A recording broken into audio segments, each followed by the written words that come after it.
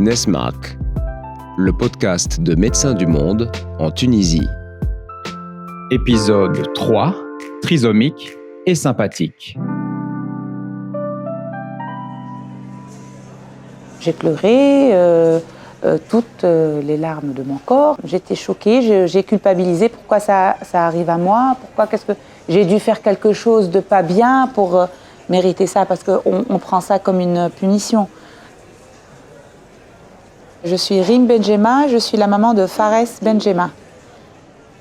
Alors c'est un petit garçon porteur de trisomie 21. Nous, on est bisomiques et eux, ils sont trisomiques. En fait, nous, on a 46 chromosomes et eux, ils ont 47 chromosomes. C'est sur la paire 21 qu'ils en ont un de plus. Donc, on appelle ça le chromosome de l'amour, celui qui est en plus. Pourquoi ? Parce que c'est une source d'amour qui ne finit pas, ils sont là, ils nous donnent de la joie, ils nous donnent beaucoup d'amour. Comment tu t'appelles ? Fares. Ok. Fares, tu es quoi toi ? Trisomique. Oui. Ou sympathique. Trisomique et sympathique. Sympathique. Et tu es content d'être là ? Ouais. Tout le monde sait que pendant la grossesse, il y a des examens qui sont faits pour effectivement détecter une éventuelle trisomie 21. Donc, tous les tests ont été faits. Fares, il a passé tous ces tests. Et du coup, on apprend la trisomie de Fares à la naissance. Et donc, je ne vous mens pas que si je vous dis que c'est un tsunami qui arrive, on voit toute sa vie chamboulée, on ne comprend rien, on ressent de la culpabilité, pourquoi ça m'arrive à moi, pourquoi. Après on voit tout en noir, on est sidéré. Déjà à l'annonce, l'annonce n'était pas faite en bonne et due forme. C'est-à-dire qu'il y a un protocole pour annoncer un enfant. Il y a un protocole à mettre en place. C'est-à-dire que voilà, pour faire l'annonce, il faut il y a les deux parents, aussi la présence de l'enfant, avec le pédiatre et un psychologue.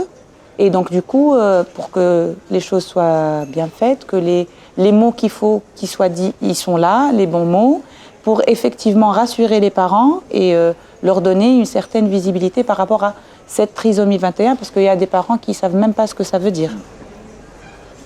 Après le choc, il y a un autre souci qui vient à nous, qu'on rencontre, c'est le manque d'information. Qu'est-ce qu'on va faire ? Comment on va faire ? Où on va le faire ? Et donc du coup, on trouve un problème à trouver une structure qui nous accompagne, qui nous assiste et qui effectivement nous propose toutes les solutions possibles. Et évidemment, la solution pour la prise en charge précoce. Pour la prise en charge précoce, c'est à partir des tout premiers mois.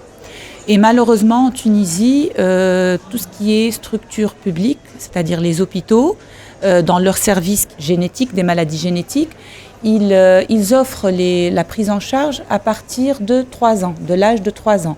Et donc l'enfant qui a entre 0 et 3 ans, il ne trouve pas de structure pour l'accueillir et pour bénéficier de la prise en charge précoce.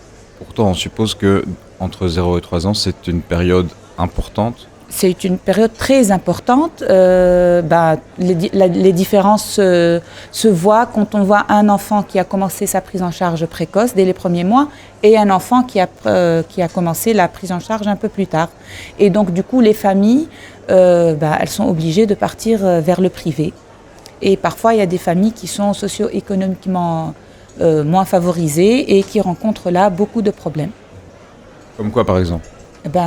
Comme pour aller dans des cabinets privés d'orthophonie, d'ergothérapie, de psychomotricité qui sont très importantes dès les premiers mois de vie de l'enfant et qui vont leur coûter très cher.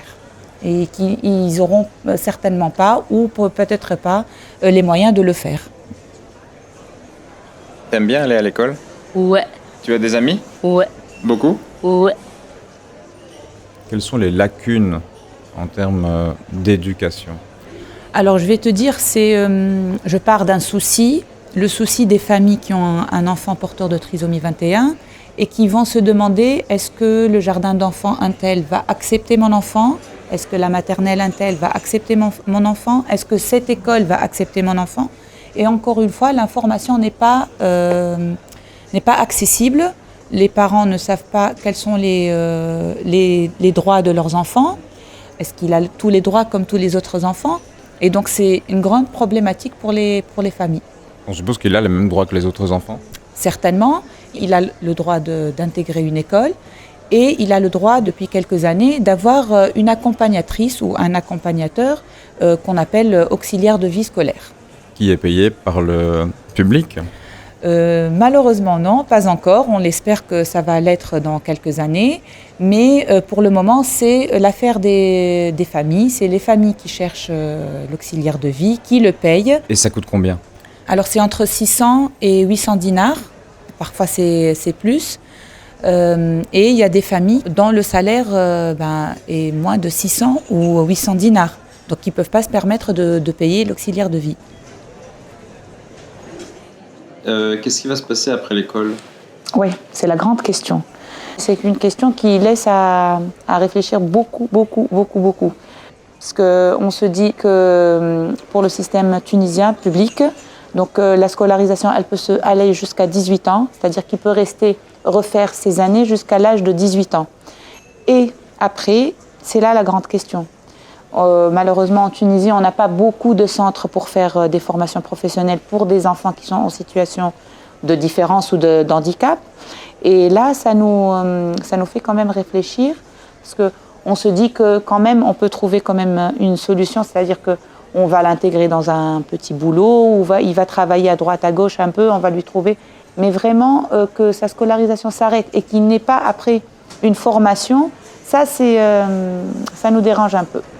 Donc, c'est un chemin semé d'embûches. C'est un chemin très très long.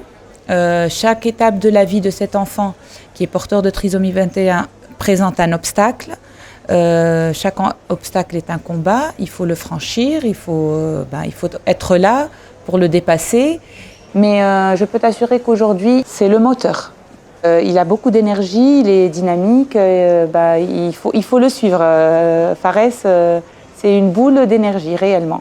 La jumelle et le frère, ils sont chanceux d'avoir Fares comme frère parce que ça leur donne des qualités que d'autres enfants peut-être n'ont pas. C'est la bienveillance et la tolérance. À 30 ans, tu l'imagines où ? À 30 ans, je l'imagine à avoir un petit boulot, à aller tous les jours au café, se fumer sa cigarette en cachette, avoir des potes, des amis, embêter encore son frère et sa sœur, parce que il se fait déjà son film de vie dans la tête. Il se voit marié, il voit même ce que sa femme peut faire comme activité, comment elle est, même physiquement, et donc on ne s'inquiète pas pour lui, non. Ta maman me dit que tu vas te marier plus tard.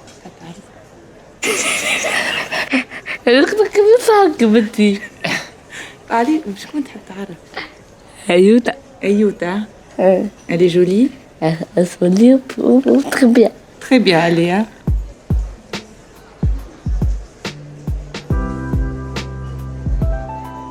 Pour les parents qui vont accueillir un enfant différent, avec les années qui avancent et avec l'expérience et avec la vie qu'on vit avec Fares, je ne peux dire que ça. C'est vraiment un cadeau du ciel.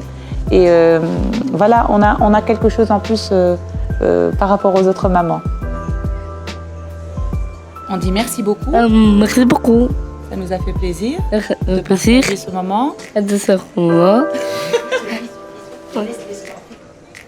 Au revoir. Merci. Merci.